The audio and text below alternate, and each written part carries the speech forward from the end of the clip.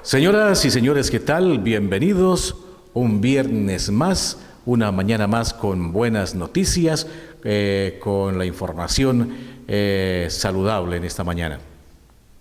Hoy estamos, como siempre, con la doctora Jennifer Joana Alfonso Cuellar, que hoy nos acompaña en este escenario.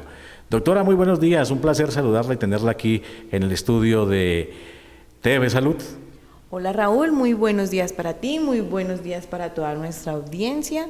Nuevamente darle la bienvenida a este programa en donde buscamos brindar información de calidad y educación en salud. Claro que sí. Aquí estamos hoy con un tema muy importante, tiene que ver con los niños. Así es. Se trata de la bronquiolitis. Bueno, un tema que de pronto no lo hemos escuchado muy frecuente, pero que sí afecta la salud del bebé. ¿Qué es la bronquiolitis, doctora Jennifer? Bueno, antes de iniciar contándote qué es la bronquiolitis, quiero contextualizar el por qué hemos elegido este tema. No sé si ustedes han escuchado en los noticieros que en Bogotá, principalmente al ser la ciudad capital, es en donde tenemos un mayor número de reporte de casos de niños con enfermedad respiratoria aguda. Y hoy en día, pues estamos viviendo un pico respiratorio no COVID, ¿sí?, que afecta principalmente a los niños y a los adultos mayores. Y esto pues justamente se debe a nuestra temporada invernal, ¿sí?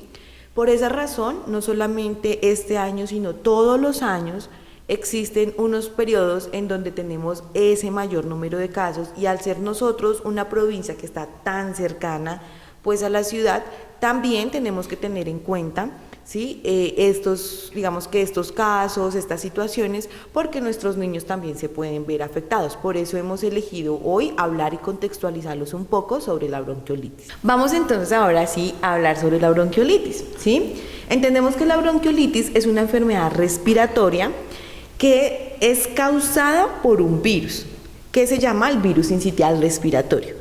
Y este virus lo que hace es generar un proceso inflamatorio a nivel de los bronquios pulmonares. Es decir, cuando nosotros hablamos del sistema pulmonar, tenemos que reconocer que existen dos pulmones, que son estos, pero estos dos pulmones de alguna manera están conectados por un sistema que viene desde la tráquea, que cuando ella se divide o se bifurca en dos, aparecen los bronquios. Y esos bronquios, a medida que se van ingresando de pronto hacia las zonas más internas del pulmón, van formando un árbol bronquial, es decir, que los bronquios son unos conductos, ¿sí?, que van formándose de un diámetro muy grande a uno muy pequeñito, hasta que llegue a las unidades de donde se genera el intercambio gaseoso entre el oxígeno y el CO2 en el pulmón. Son zonas de conducción del aire, ¿sí? Cuando se inflaman estas zonas de conducción del aire, van a cerrar el diámetro de ese bronquio, y eso va a hacer que el aire circule más lentamente. Si hay presencia de mucosidad por el proceso inflamatorio, que el aire aún tenga que hacer muchísimo más trabajo, muchísima más fuerza para poder llegar hasta el pulmón a hacer el intercambio de los gases. Por esas razones que se presentan síntomas respiratorios en los niños que pueden llegar a generar cuadros muy complejos, incluso llevar a los niños a cuidados intensivos, a situaciones realmente que ameriten una atención muchísimo mayor, ¿sí?, porque el sistema respiratorio de los niños no tiene la capacidad de defensa de un sistema respiratorio de un paciente adulto. Por eso los niños tienen una evolución que, cuando no se presta atención a los primeros síntomas, puede tener una evolución muy rápida y perjudicial para la salud del bebé. Cuando hay mucosidad, ¿el pulmón se ve afectado por estas flemas? Claro, cuando ya existen muchas secreciones, pero ya no solamente aquí en los bronquios, sino ya dentro de las unidades del pulmón, entonces ya pasamos a revisar otros cuadros clínicos respiratorios que pueden estar asociados, por ejemplo, a las neumonías, ¿sí? Entonces, si hay ya muchísima acumulación de esa mucosidad, pero ya no es en el bronquio, sino en cada una de estas bolitas chiquiticas que yo veo aquí representadas en el modelo anatómico, que son los alvéolos, claro, eso puede afectar muchísimo más la condición de salud del niño. Bueno, las causas que afectan, que llevan al niño a esta condición, ¿cuáles son? ¿Los cambios ambientales únicamente?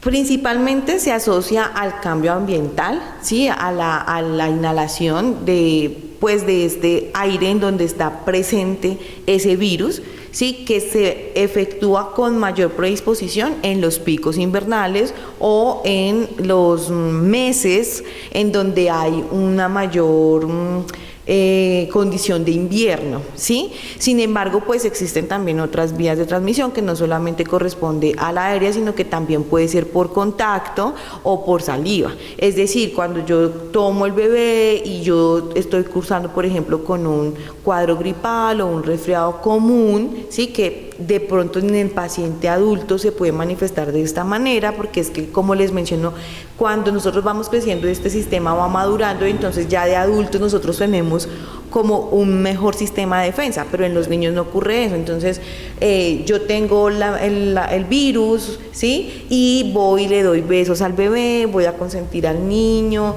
hay salivación, eso puede generar la contaminación, ¿sí?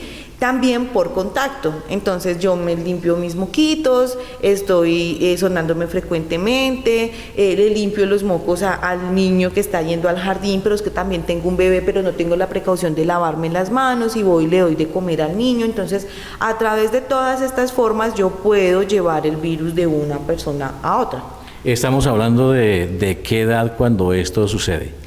El virus sincitial respiratorio afecta principalmente a los niños de los 0 meses a los 5 años y a los adultos mayores de 60 años, que son el foco principal de riesgo, ¿sí? Sin embargo, pues sabemos que en los niños de 0 meses hasta los 6 meses, pues digamos que hay una atención muchísimo mayor, porque el virus puede generar mayores complicaciones justamente por la inmadurez del sistema respiratorio de esos bebés.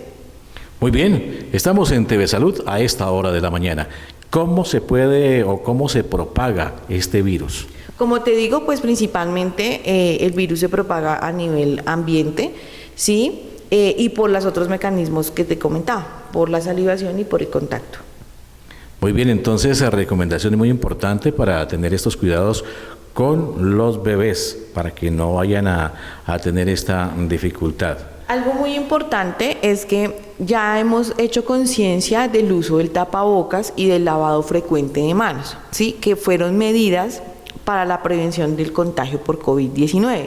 Sin embargo, estas medidas también aplican para el cuidado de riesgo de contagio de otras enfermedades respiratorias, y por supuesto para esta aplica. Entonces, si yo tengo en la casa un niño que aparentemente pueda estar cursando con un resfriado común o que tenga síntomas respiratorios, por favor que el niño haga uso del tapabocas. Ustedes también en casa hacen el uso del tapabocas, se lavan las manos frecuentemente antes de alimentarse, si se suenan, todos esos hábitos se deben mantener cuando estamos frente a un paciente respiratorio. Eso es súper importante, o sea, no solamente porque haya pasado, entre comillas, ya pues los picos de COVID, porque aparentemente se avecinan otros, ¿no? Sino que nosotros también estas conductas las podamos mantener en estas situaciones. Muy bien, ¿cuáles son esos meses en los que más se presenta esta dificultad, que son más propensos a que el niño pueda contraer esta enfermedad? Claro que sí, normalmente ocurre a mediados de abril y se puede extender hasta finales de mayo o mediados de junio, ¿sí? Y este es el pico más grande, o sea, es en donde tenemos más casos de niños con enfermedad respiratoria aguda, que cursan con bronquiolitis y otras enfermedades respiratorias, y también a finales de año, más o menos como hacia octubre, noviembre, hay otro pico también. Muy bien. Estamos en TV Salud a esta hora de la mañana en AF 2000 Televisión. ¿Cuáles son esos factores de riesgo de la bronquiolitis? Bueno, principalmente, digamos que en los niños un factor de riesgo puede estar asociado a esos malos hábitos que puedan estarse presentando en casa o en entornos educativos. ¿sí? Entonces es muy importante que si yo tengo el niño con síntomas respiratorios, pues no lo llevemos al jardín porque pues son niños. Claro. Los niños están manipulando sus juguetes, están manipulando los elementos, entonces por contacto, ¿sí? Puede haber ahí un contagio entre un niño y otro niño. Otro factor de riesgo, pues como les mencionaba, digamos que bueno, ese es para el contagio, pero algo que puede llevar a predisponer mucho a que se agrave la enfermedad del niño es que el niño venga presentando reiterativamente episodios respiratorios, ¿sí? O que el niño tenga, por ejemplo, antecedentes de prematurez y durante los 2 primeros meses el niño adquiera el virus, ¿sí? En los bebés, recuerden que la primera vacuna de ellos es hasta los 2 meses de vida. Por ende, cuando un bebé nace, lo que deberíamos hacer es evitar o restringir un poco las visitas. Todos deberíamos estar vacunados contra la influenza, ¿sí? También porque este es otro mecanismo para que se puedan generar o prevenir, ¿sí? Porque si estoy vacunado puedo prevenir enfermedad respiratoria, pero si yo tengo un bebé de 0 a los 2 meses en casa, esperaría que cuando lleguen a la visita sean de familiares, ¿sí? Que estos familiares se laven las manos, usen tapaboca, eviten darle besos al bebé. ¿Por qué? Porque ellos tienen sistemas, les reitero, sistemas muy inmaduros y estos virus pues van a afectar muchísimo más estos conductos o estos bronquios, ¿sí?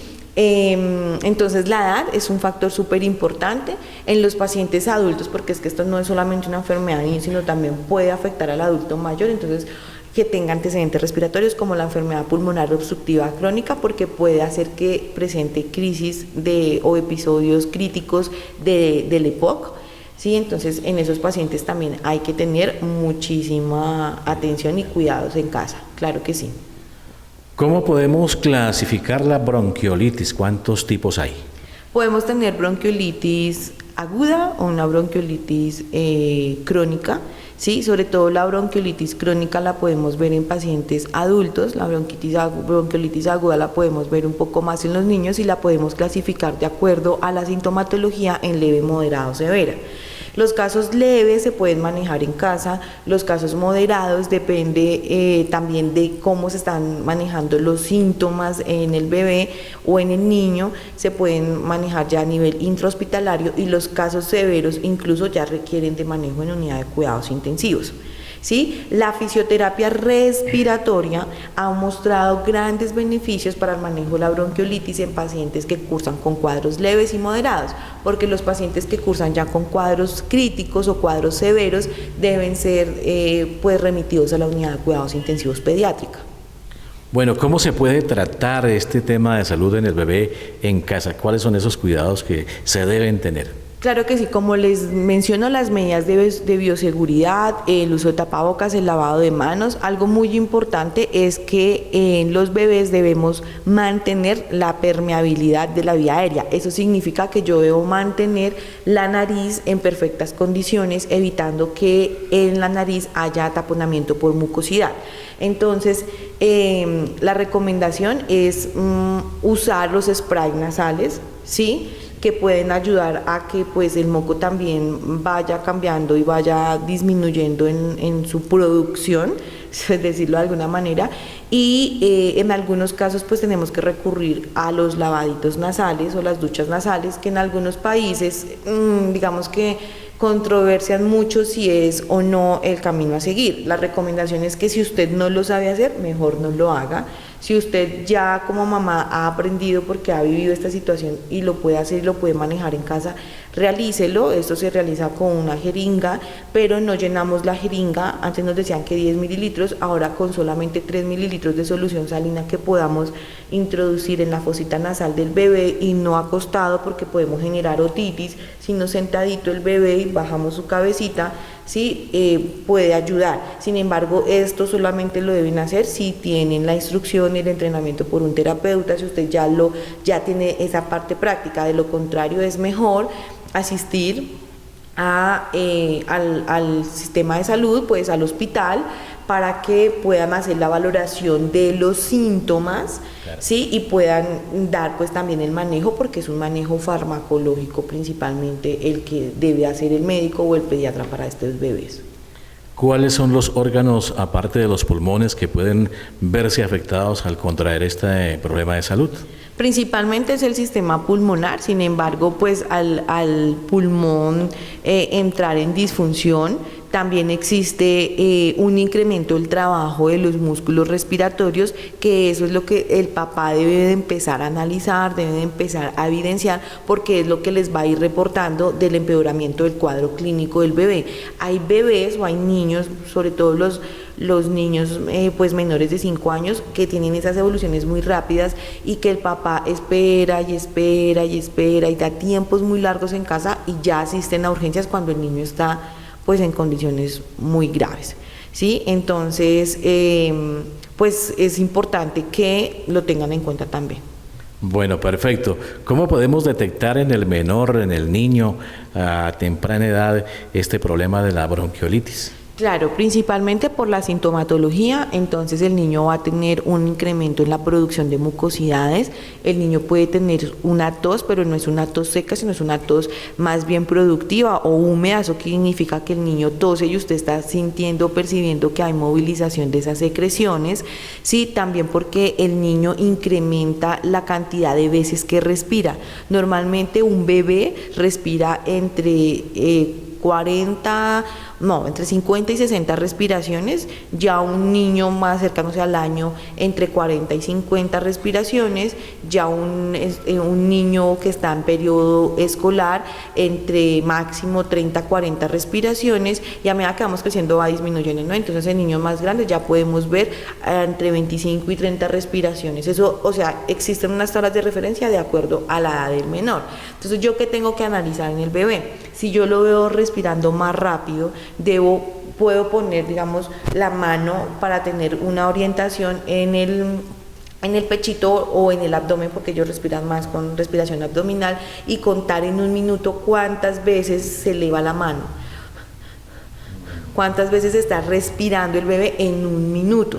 Si el niño está respirando muy rápido, si usted ve que el niño está respirando de manera agitada, si usted está evidenciando que se le marcan las costillas o que se marca aquí como una cúpula, como que este arco abdominal está muy marcado y el niño está con mucho esfuerzo, por favor llévelo de manera inmediata a urgencias, ¿sí? Porque eso ya es un signo de dificultad respiratoria, ¿sí? Que son los signos que debemos enseñarles a los papás a evidenciar. Entonces, que el niño respire rápido, que el niño respire con mucho esfuerzo, que el niño se torne letárgico. ¿Qué significa que se torne letárgico? Que está como responde de pronto a algunos estímulos o al llamado, pero vuelve y se queda dormidito, o está muy irritable, o llora mucho, o le cuesta pegarse al seno, no come, o lo que come lo vomita, ¿sí? No tolera definitivamente la vía oral porque está vomitando también, porque cuando tose pues vienen las secreciones, entonces ahí puede haber también una combinación entre los pues el vómito y la producción y la eliminación de esas mucosidades. Entonces muchas veces vemos que ese vómito que obtenemos o esa cantidad de líquido viene acompañada de mucosidad. Cualquiera de esas situaciones son signos de alarma. Eso significa que usted debe llevar a su hijo a urgencias, ¿sí? Que no debe esperar en casa. O sea, es que ni siquiera deberíamos haber esperado a llegar allá para llevarlo a urgencias. Claro. Ahora, otro signo importante es el aleteo nasal. Entonces vemos que los niños empiezan a respirar y estas alitas de la nariz hacen como conejitos. Ese es un signo que le está diciendo su bebé o su hijo está con signos muy marcados de dificultad para respirar. Y la cianosis, que es un cambio en la coloración, entonces los dedos se van a ver que en la parte distal se ponen moraditos, o la boquita del bebé se le forma un bigote aquí moradito, o la lengua se torna moradita, el niño está muy irritable, con los ojitos llorosos. Todos esos son signos que le están reportando a usted que su hijo debe tener atención médica de manera inmediata. Por favor, en casa no esperen a que estos cuadros clínicos empeoren. ¿Por qué razón? Porque los niños no tienen, les reitero, cómo defenderse. Sus músculos son muy flácidos todavía, apenas están en desarrollo, no tienen suficiente fuerza. Entonces, si el diafragma, que es el principal músculo para respirar, se cansa, los otros le ayudan, pero como ellos no están diseñados para suplir esa función tan importante, rápidamente van a entrar en falla y va a hacer que el niño tenga mayor dificultad para respirar. Entonces ahí ya empezamos a ver que el cuadro ya no viene de leve, sino que viene a un cuadro moderado, que viene a un cuadro más severo. Son niños que ya requieren de oxígeno, entonces deben de quedarse en el hospital algunos días, ¿sí? Más o menos unos 7 días, otros 14 días, dependiendo de la evolución de su cuadro clínico. Y también es muy importante que ustedes tengan en cuenta otro factor que se me olvidó mencionar, y es la zona en donde está el niño. Por ejemplo, hay casas que son muy húmedas, entonces esos niños tienen mayor predisposición. Claro, la humedad de la habitación, ¿sí? Que el familiar o el cuidador o el abuelo o el tío o quien sea que vive con él en casa fume. Entonces tengo un niño con enfermedad respiratoria, pero tengo un fumador, pero no, es que yo saco el cigarrillo por la ventana. No, porque igual hay contaminación en el ambiente. Y las zonas húmedas, por ejemplo, las personas que están en la zona rural, si llueve hay mayor humedad en los suelos. Hay personas, pues aquí no, en el municipio no creo que tengamos pues muchos casos, a diferencia, digamos, de zonas muy vulnerables en Bogotá, en donde las personas viven en casas que no tienen baldosa, sino que el piso es en tierra.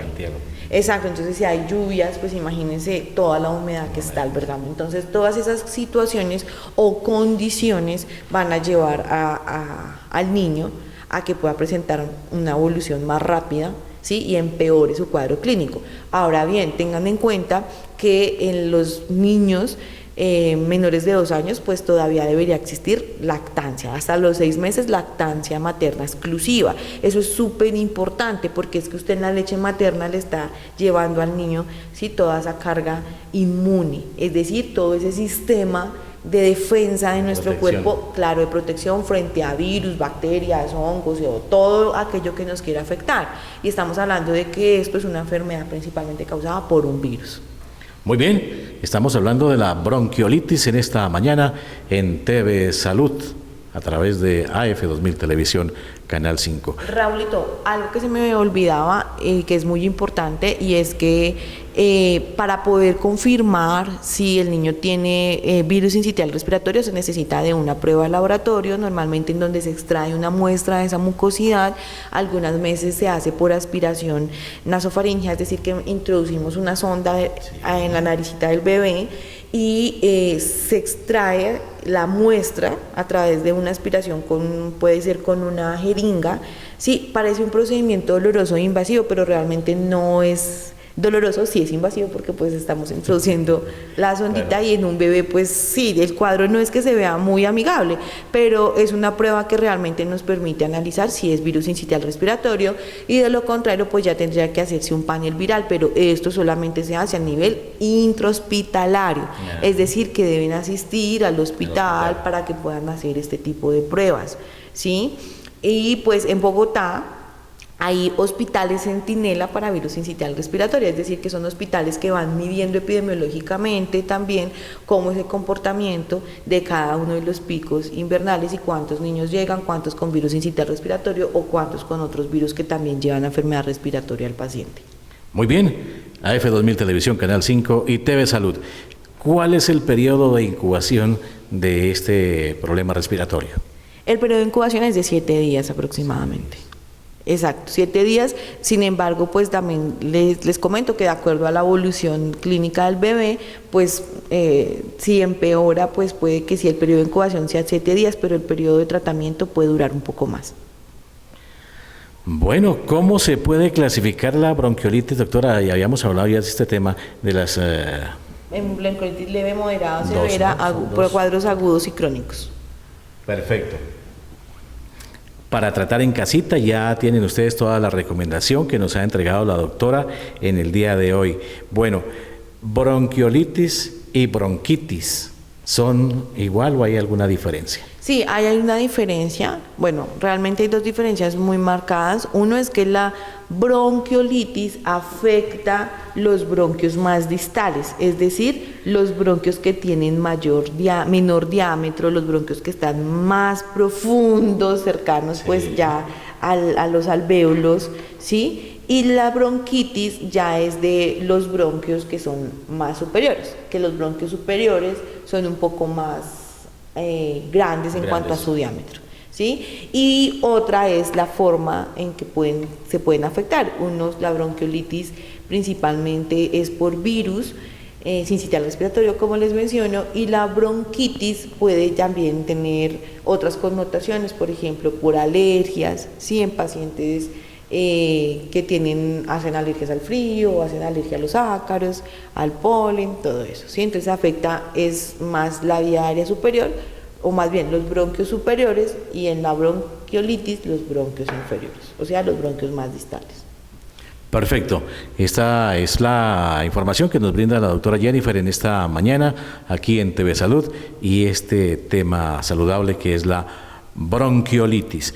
¿Cómo se pueden limpiar los pulmones? ¿Qué se debe hacer en ese caso cuando el niño presenta esta anomalía?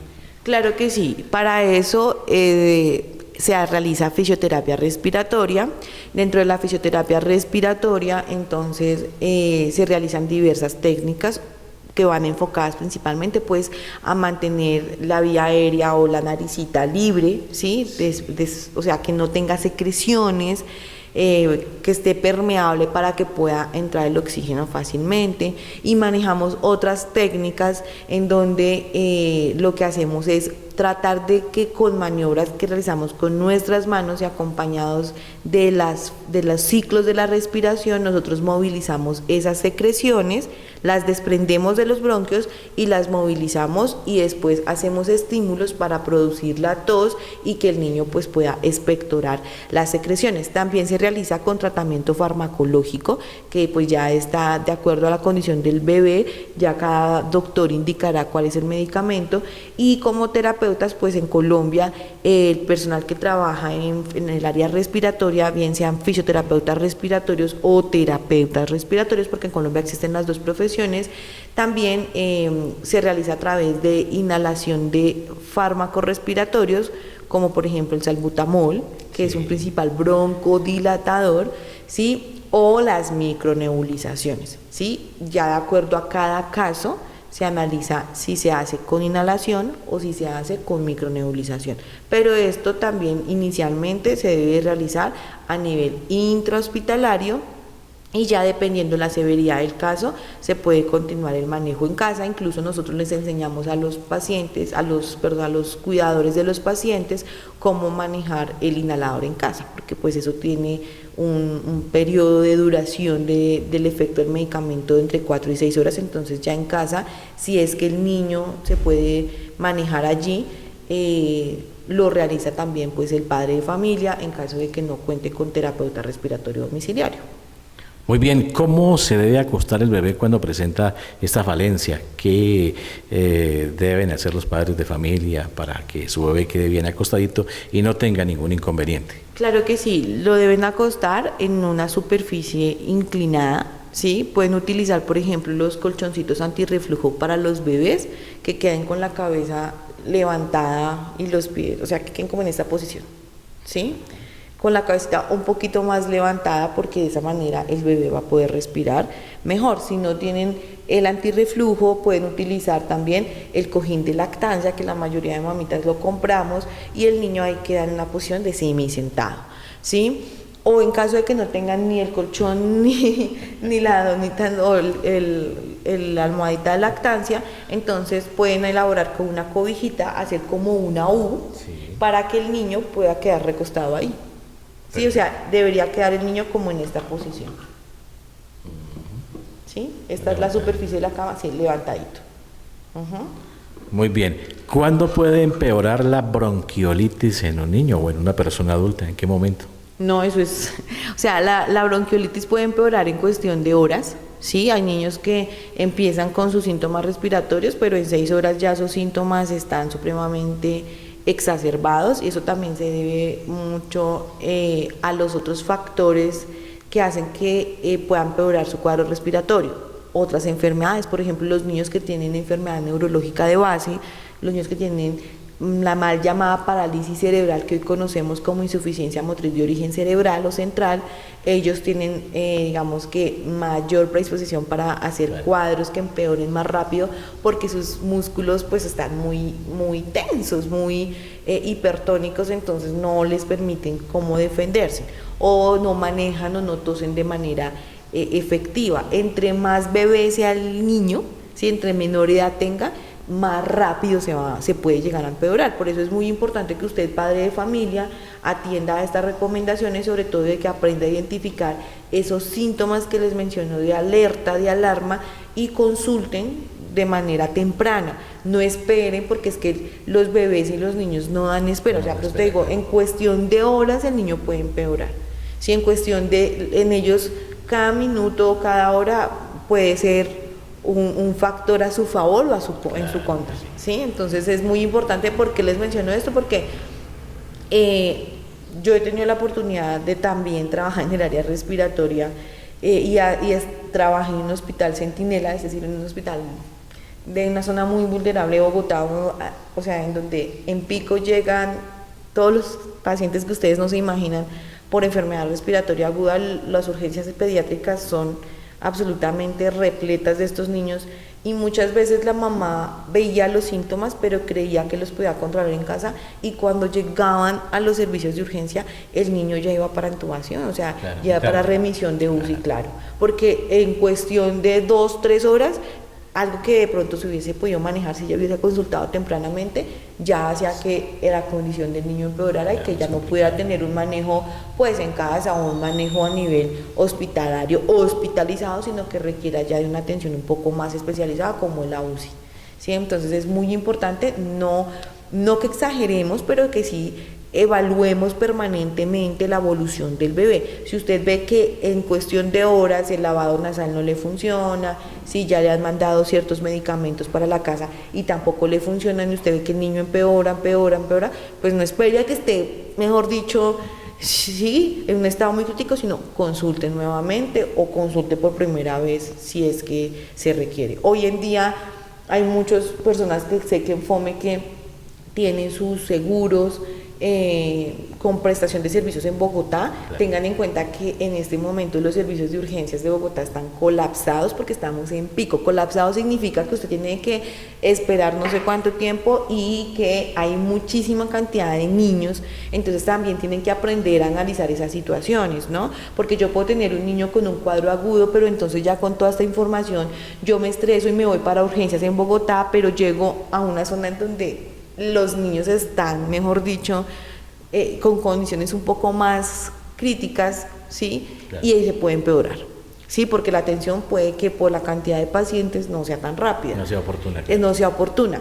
Pero si usted tiene teleasistencia, o sea, si a usted lo pueden llamar, si usted puede hacer videoconferencia con la pediatra o el pediatra de su hijo, de manera temprana, hágalo, ¿sí? Si usted puede solicitar una cita por consulta externa o por pediatría, bien sea en Bogotá o en FOME o en el lugar en donde usted lo atiende, hágalo. Pero en lo que sí es que no deje evolucionar sin darle ningún manejo al bebé, o simplemente dándole manejo con cosas caseras, porque a veces hay cuadros que definitivamente ni siquiera con esos remedios caseros no se pueden manejar. Exactamente.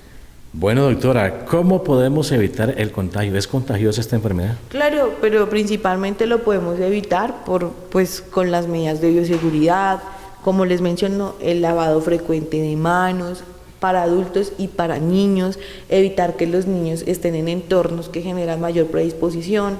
¿Cuáles son esos entornos? Pues si el niño está enfermo, no llevarlo al jardín, zonas muy húmedas, evitar las visitas de personas que tengan enfermedades respiratorias, las personas que fumen, pues evitar también que estén cerca de los niños o de los adultos mayores, ¿sí?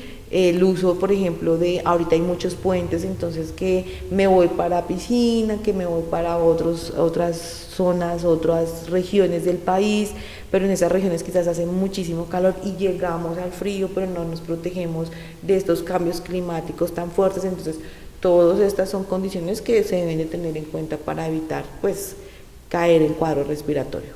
Muy bien, ya estamos en la parte final de este espacio en el día de hoy, TV Salud, a través de AF2000 Televisión.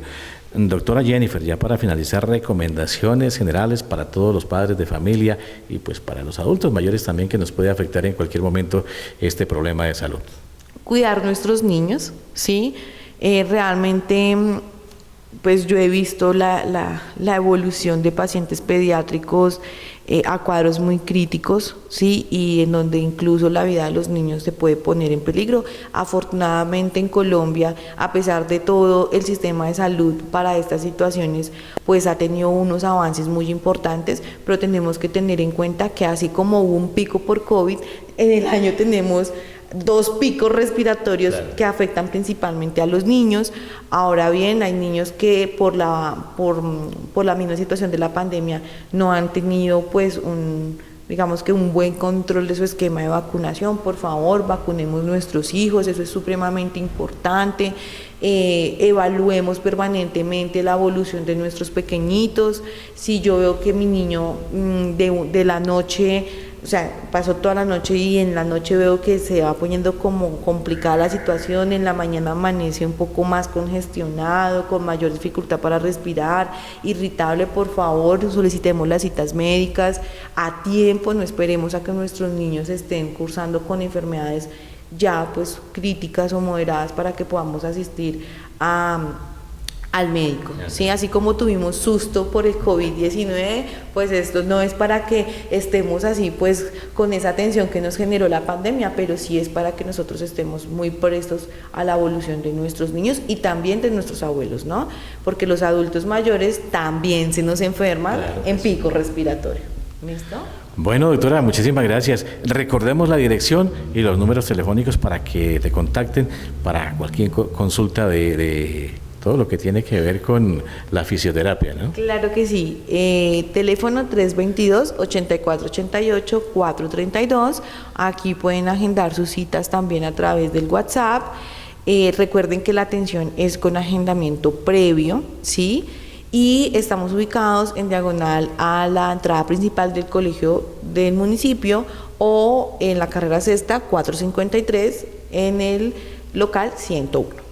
Doctora, muchas gracias. La esperamos de hoy en 8 días aquí en TV Salud a través de AF2000 Televisión, Canal 5. Muchas gracias, Raúl, y muchas gracias a ustedes por contactarse nuevamente con nosotros. Nos vemos en 8 días.